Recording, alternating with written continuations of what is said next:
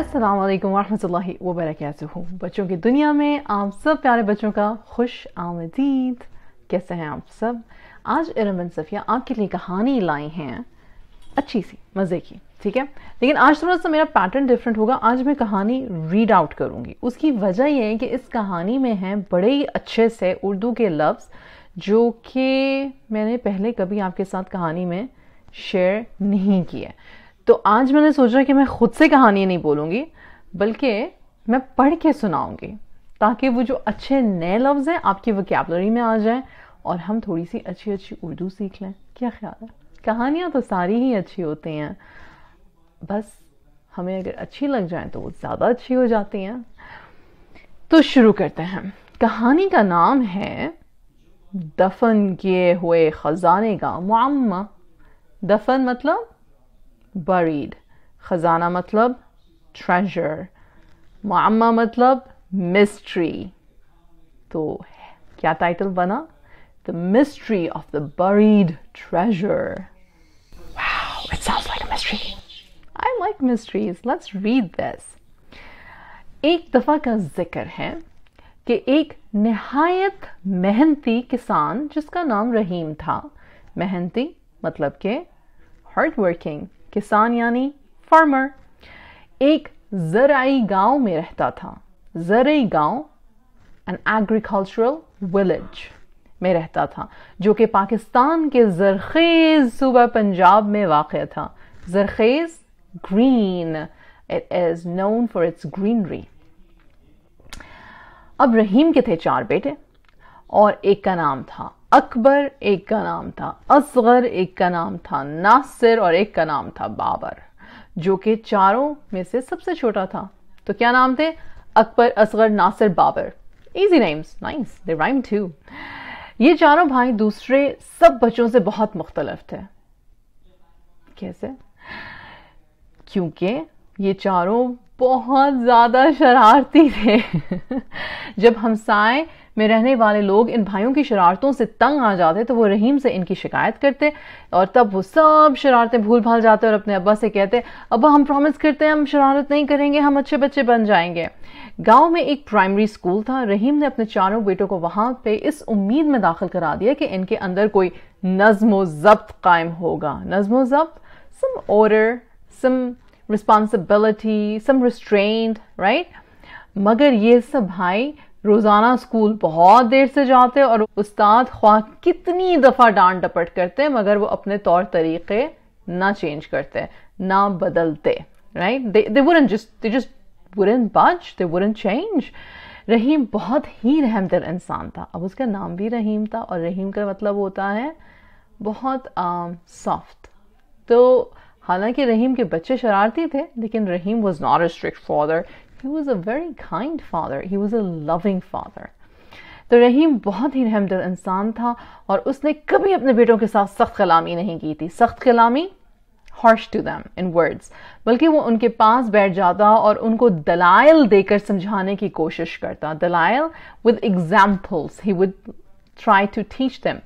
He would say, प्यारे बेटों, रहमदिल वालिद ने एक दिन बहुत प्यार से कहा, तुम लोग अभी बहुत कम सन हो यानी छोटे हो और अपना तमाम वक्त खेल कूद में गुजारते हो, लेकिन अगर तुमने इस उम्र में मेहनत करना न सीखा तो जब तुम लोग बड़े हो जाओगे तो कुछ भी करने के काबिल नहीं रहोगे।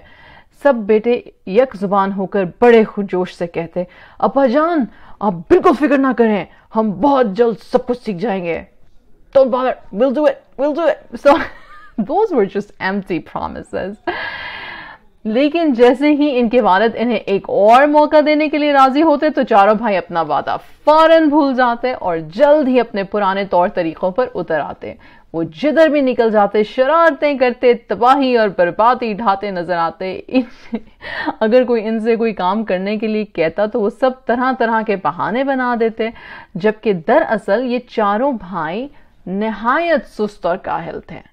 एक और वजह जो वो काम नहीं करना चाहते थे वो यही थी कि वो सुस्त और काहिल थे, मतलब लेजी थे। They did not want to work.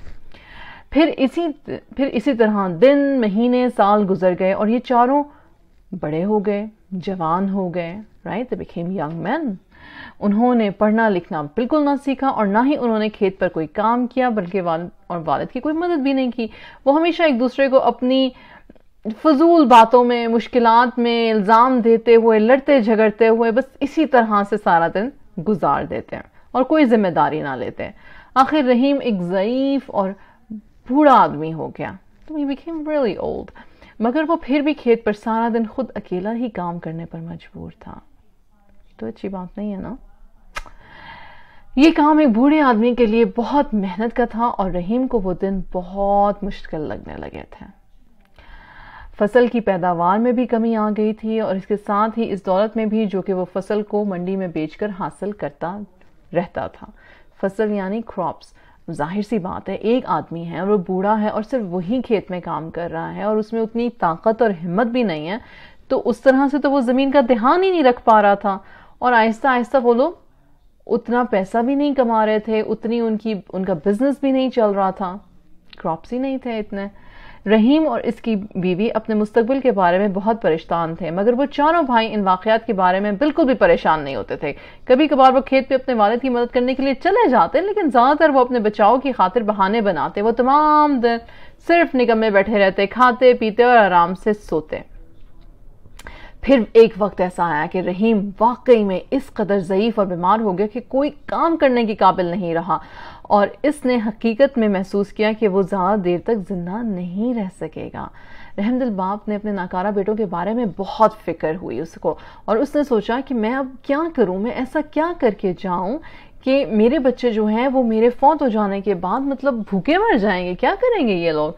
तो उसने उनको अपने पास बुलाया और उनको पास बुलाकर उसने उनको वसीयत की। वसीयत मतलब विल दी एक, ठीक है। अब सुने, रहीम बहुत रहमदिल आदमी था लेकिन बड़ा ही होशियार स्मार्ट आदमी भी था।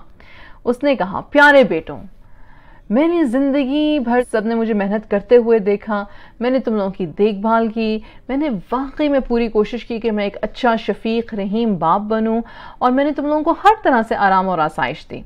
ठीक सही है, मैं सही कह रहा हूं? बच्चों ने कहा, जी बाबा जानी आप तो बिल्कुल ठीक कह रहे हैं। फिर उसने कहा, मैंने एक बहुत बड़ा खजाना तुम लोगों के लिए बचा के रखा है। रहीम ने बात कंप्लीट करते हुए कहा, ताकि तुम्हारी जिंदगी में मेरे जाने के बाद कुछ अरसे के बाद तक भी तुम आराम से अपनी जिंदगी गुजार सको। बहुत जमाना गुजरा, मैंने अपने खेत की जमीन में किसी जगह पर एक बहुत बड़ा बहुत गहरा घड़ा खोदा, घड़ा मतलब होल खोदा, और फिर उस घड़े में उस खजाने को दबा दिया। अब मुझे याद नहीं है कि वो खजाना किधर है, तो मैं चाहता हूं कि तुम लोगों को वो खजाना मिल जाए ताकि फिर तुम लोग आपस में वो खजाने को बांट लो। फिर वो कहता है उनको कि मेरी बात सुनो, अगर मैं फौत हो जाऊं तो मेरे बाद एक तो तुम लोगों ने वो खजाना ढूंढना है, दूसरा ये कि मेरे भाई हैं उनकी इज्जत करनी है, जो घर रिश्तेदार हैं, जो आपके सारे बड़े हैं, उनके साथ अच्छे से बात करनी है, आराम से बात करनी है, उनकी इज्जत करनी है। मतलब मेरे बाद में भी मेरे बहन भाइयों के साथ, अपनी वालदा के साथ, सबके साथ इज्जत से पेश आना, ठीक है। तो फिर क्या हुआ, फिर रहीम साहब जो थे वो फौत हो गया और उनके बेटों ने सोचा कि अब हमें काम करना पड़ेगा। फिर बड़े वाले ने कहा कि क्यों नहीं हम वो खजाना ढूंढ लेते जो हमारे वालिद साहब ने छुपाया था कहीं पे, हमें वो खजाना तो ढूंढना ही चाहिए। अब उन्होंने पूरा खेत जो है ना, वो सारा खेत उन्होंने खोदा। जाहिर सी बात है, खोदना ही पड़ना था ना, मतलब कि उसको प्लाव करना पड़ना था क्योंकि उनको खजाना ढूंढना था। लेकिन उन चारों को वो खजाना नहीं मिला। फिर उन्होंने सोचा कि अब हमने इतनी मेहनत तो कर ही ली है, अब सारा खेत तो हमने खोद ही लिया है, तो अब हम इसमें जो है फसल उगाना शुरू कर देते हैं। तो उन्होंने उसमें फसल उगाई। अब हुआ क्या कि जाहिर सी बात है, इतनी मेहनत के साथ उन्होंने फसल लगाई थी तो फसल के ऊपर उन्होंने ध्यान भी दिया। जब उन्होंने फसल पे ध्यान दिया तो खूबसूरत और अच्छी फसल पैदा हो गई। जब वो अच्छी फसल पैदा हो गई तो उन्होंने सोचा कि चलो अब हम इसको बाजार में जाकर, मंडी में जाकर बेच आते हैं। उन्होंने बेचा तो उनको उसके अच्छे पैसे मिले। अब उनको एहसास हुआ कि हमारे वालिद साहब हमसे बात क्या कर रहे थे, उन्होंने कोई खजाना नहीं छिपाया था, वो बहुत ही ज़हीन आदमी थे। वो चाहते थे कि हम सारे मिलकर लड़े बगैर किसी मकसद के तहत कोई काम करें। ان کو اپنے والد صاحب کی بات سمجھ میں آ گئی تھی کہ اصل خزانہ کیا تھا. اصل خزانہ تھا محنت کرنا، اصل خزانہ تھا مل جل کے کام کرنا، اصل خزانہ تھا کہ کوئی بھی کام شروع کریں تو اسے اچھے طریقے سے سر انجام دیں اور اس کو تکمیل تک پہنچائیں. یعنی کہ whatever you start, you need to continue so that you can finish it nicely, right? یہ تھی ان کے والد صاحب کی ان کے لیے وصیت، will، کہ میرے بچے جو ہیں وہ رسپانسبل ہوں، ذمہ دار ہوں. تو بچوں اب آپ مجھے بتاؤ آپ کو یہ کہانی کیسے لگی، اور آپ مجھے بتاؤ کہ آپ کس طرح سے ذمہ داری شو کرتے ہو. کیا آپ ذمہ دار بچے ہو؟ کیا آپ اپنے ٹائم سے کام کرتے ہو؟ یا جب امی اور ابو آپ سے کوئی چیز کہیں تو کیا آپ کو یاد رہتی ہے کہ وہ پوری کرنی ہے؟ اور اگر بھول بھی جاتے ہو تو کوئی بات نہیں، ہم ساری چیزیں بھول جاتے ہیں کبھی کبھی، تو ہمیں اپنے کام ذمہ داری سے رسپانسبلی کرنے چاہیے اور بڑوں کی عزت کرنی چاہیے. تو اصل خزانہ پھر کیا ہے؟ اصل خزانہ ہے to be honest and responsible. Okay بچوں، پھر ملتے ہیں نیکسٹ ویک کسی اچھی سی کہانی کے ساتھ. Take care. السلام علیکم.